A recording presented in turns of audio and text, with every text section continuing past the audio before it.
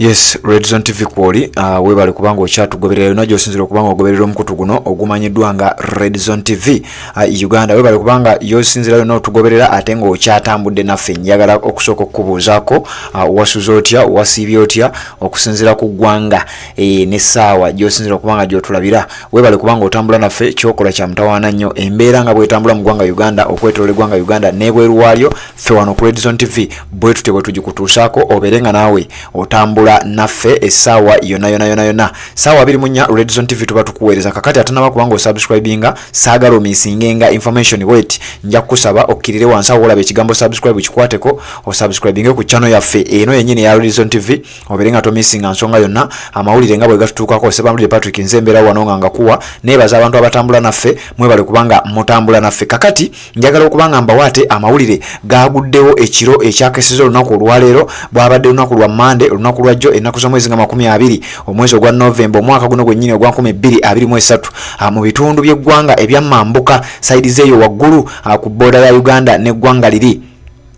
erimanyiddwa nga erya South Sudan mu bitundu ebimanyiddwa nga Koboko n'ensalo ya Uganda eyawula Uganda n'eggwanga erya South Sudan ekkubo erimanyiddwa nga Koboko Kaya Yei Juba ekkubo eriva mu bitundu by'e Koboko ne biyita mu kitundu kye bayita Kaya Yei paka Juba ekkubo eryo waliwo embeera eyazzemu okubanga ebeerawo jjukira mu ggwanga lya South Sudan emabigako gye buvuddeko bannayuganda bangi ab'enjawulo babadde batera okubanga battibwa era reports zibadde ziteranga okujja bannayuganda bangi babadde nga battibwa abamu emmotoka ne zookebwa byonna mubadde nga mubifuna wano ku Red Zone TV tubadde nga tubikutuusaako kakati ekiro ekyakeseza olunaku olwaleero bannayuganda ababadde batambudde nga bagenda ku makubo gaabwe bagudde mu ambush y'aba South Sudan abatategerekese bagudde mu ambush ku kkubo eryo lyennyininyini lyenkugambye era babadde mu mmotoka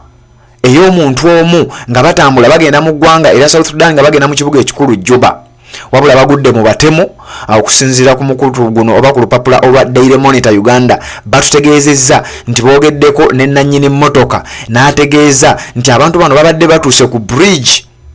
oba olutindo olugatta Kaya Yei ne Juba olutindo luno kubaddeko abasajja ab'emmundu abatategerekese bakubye amasasi mu bantu bano bwe bamaze bakolako ebikolobero byonna ne bakwata emmotoka gye babaddemu omusajja gyakaabye n'amaziga nti yagigula obukadde bwe 12 emmotoka ne bagikumako omuliro n'etokomoka neggwawo tubadde obudde bubadde bukya ku makya ne tufuna amawulire era tusobodde okubanga tunoonyaako ku mawulire agasingako kawa agakwata ku nsonga eno omusajja amanyiddwa nga chairperson w'ekitundu kya Koboko taxi park oba abavuzi ba taxi abeegattira mu kibayita Koboko Taxi Operators Association chairman waabwe amanyiddwa nga Mr. Swaibu Muhammad ategeeza nti gavumenti y'eggwanga erya South Sudan nti yevunaanyizibwa ku kudeployinga amagye oba poliisi oba ebitongole byonna ebisobola okupatrolinga olutindo olwo wabula ate bannayuganda bangi bavuddeyo nga bagamba nti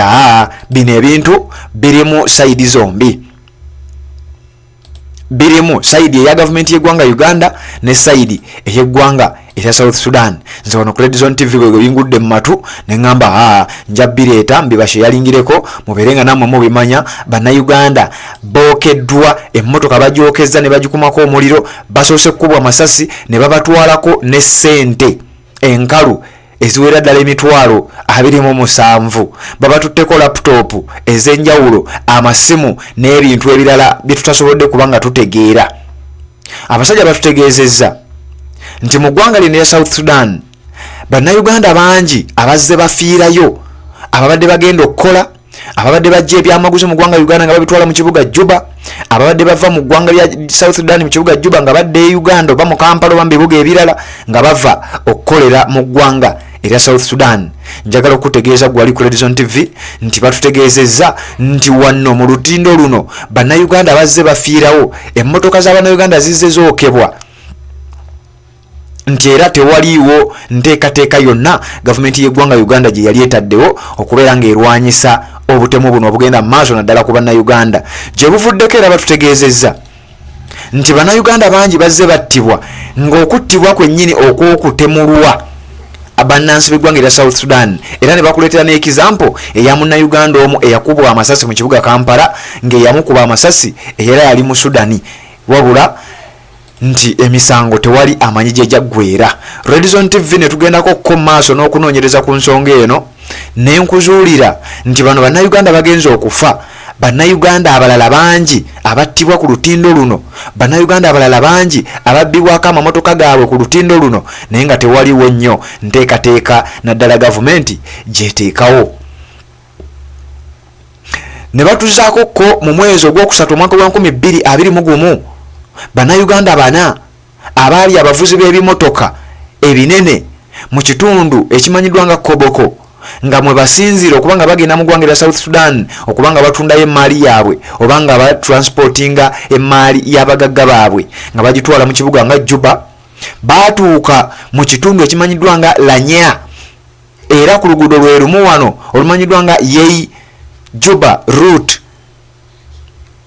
Omwezi ogwo gwokusatu bannayuganda baali 4 emmotoka zaabwe zakyomebwa ne bazikumako omuliro, nabo bennyini ne babajjamu ne babateeka wali ebbali ne babakuba amasasi paka we baafiirawo. Mu mwezi ogwokutaano omwaka gwa 2022 bannayuganda abalala 2 ne munnansi w'eggwanga erya Tanzania omu baali batambula era nga bava mu kitundu ekimanyiddwa nga Yei mu ggwanga erya South Sudan nga badda mu kitundu ekimanyiddwa nga Koboko mu ggwanga erya Uganda. Bano nabo battibwa era baakubibwa amasasi era nekitegeezebwa nti bino byaviira ku bulagajjavu bwali wakati wa gavumenti zombiriri, gavumenti y'eggwanga Uganda ne gavumenti y'eggwanga erya South Sudan. Era ne batutegeeza nti ye pulezidenti w'eggwanga erya South Sudan amanyiddwa nga Salva Kiir Mayardit, omusajja oyo gwe nakuwaako ebimu ku byafaayo bye bitonotono, ye yavaayo n'anenya abasajja bayitibwa aba National Salvation Front nti ekibinja kino kyekitera okuviirako obulumbaganyi buno. Ekibinja ekya National Salvation Front oba NAS oba NAS nga kirina omusajja omuduumizi waakyo amanyiddwa nga Victor Ayume Ramadan, bakirumiriza okubeera nga kyekiri emabega w'obulumbaganyi nga buno. Kati nga batutegeeza nti komishona ow'essaza erimanyiddwa nga Yei River County mu ggwanga erya South Sudan amanyiddwa nga Mr. Cyrus Kanyikwa yategeezezza nategeeza nti gavumenti y'eggwanga erya South Sudan bali mu kukola ekisoboka kyonna mu busobozi bwabwe okulaba nti abatambuze naddala abava mu ggwanga erya Uganda nga bayita ku lutindo luno batuuka nga bali safe. Era ne batutegeeza nti gavumenti y'eggwanga Uganda ne gavumenti y'eggwanga erya South Sudan be bavunaanyizibwa kukutta abantu kuno newankubadde nga bo balumiriza ekibinja ekyo ekyabayeekera. Ne bannayuganda bangi bavuddeyo nga bategeeza nti bulagajjavu bwa gavumenti zino zombiriri okubanga tebateekawo security ng'ate nga bwe nkikusomedde ebbanga lyonna bannansi bazze bafiirawo,